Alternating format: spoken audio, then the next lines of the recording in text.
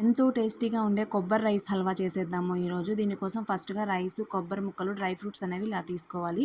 Mixie గిన్నె తీసుకొని అందులో కొబ్బరి ముక్కలు, బాదం పప్పు ముక్కలు, కొంచెం హాఫ్ కప్పు బియ్యం తీసుకున్నాను కదా! అందులో సగం బియ్యం అనేది వేసేసుకొని బరకగా మిక్సీ పట్టేసుకోవాలనమాట.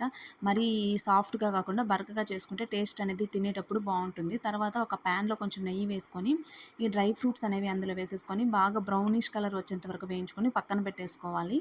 అదే పాన్‌లో పాలు యాడ్ చేసేసుకొని బాగా మరగనివ్వాలి.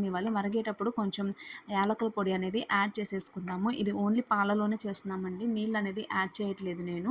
మీరు కావాలంటే కొంచెం వాటర్ కూడా యాడ్ చేసేసుకోవచ్చు. తర్వాత ఇందులో మనం ఆల్రెడీ వాష్ చేసి పెట్టుకున్న బియ్యాన్ని యాడ్ చేసేసి ప్లేట్ పెట్టేసి కొంచెం బాగా ఉడకనివ్వాలి. బియ్యం అనేది బాగా ఉడికిన తర్వాత ఇప్పుడు మనం ఆల్రెడీ గ్రైండ్ చేసి పెట్టుకున్నాం కదా! మిశ్రమం ఏదైతే ఉందో అది కూడా ఇందులో యాడ్ చేసేసుకొని బాగా ఉడకనిద్దాము. ఒక 10-15 మినిట్స్ మీడియం ఫ్లేమ్‌లో ఉడికిద్దాము.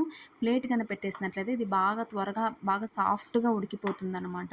సో, చూడండి నేను ప్లేట్ పెట్టేసి ఒక 15 మినిట్స్ ఉడికించేసి ప్లేట్ తీసి చూసి ఇలా దగ్గరగా వచ్చేసింది కదా! సో, ఇప్పుడు మనం ఆల్రెడీ తరిగి పెట్టుకున్న బెల్లం యాడ్ చేసుకుందాం. బెల్లం బదులు షుగర్ కావాలన్నా యాడ్ చేసుకోవచ్చు. నేను పిల్లలు తింటారు కాబట్టి బెల్లం యాడ్ చేశాను. తర్వాత మనం ఆల్రెడీ ఫ్రై చేసి పెట్టుకున్న డ్రై ఫ్రూట్స్ ముక్కలున్నాయి కదా! అవి కూడా అందులో వేసేసుకొని తర్వాత బాగా కలుపుకొని సిమ్‌లో ఉడికించుకోవాలనమాట. బెల్లం అనేది కరిగిపోయి టేస్ట్ అనేది దానికి బాగా మెల్ట్ అయిపోయి సాఫ్ట్‌గా వచ్చేస్తుంది. సో, ఇలా ఒక 10-15 మినిట్స్ సిమ్‌లో ఉంచేసుకోవాలి.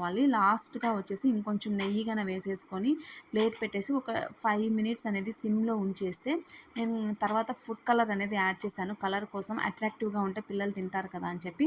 తర్వాత ఒక బౌల్‌లో తీసుకొని డ్రై ఫ్రూట్స్ యాడ్ చేసుకుంటే ఇలా రెడీ అయిపోతుంది. నచ్చితే ప్లీజ్ సబ్స్క్రైబ్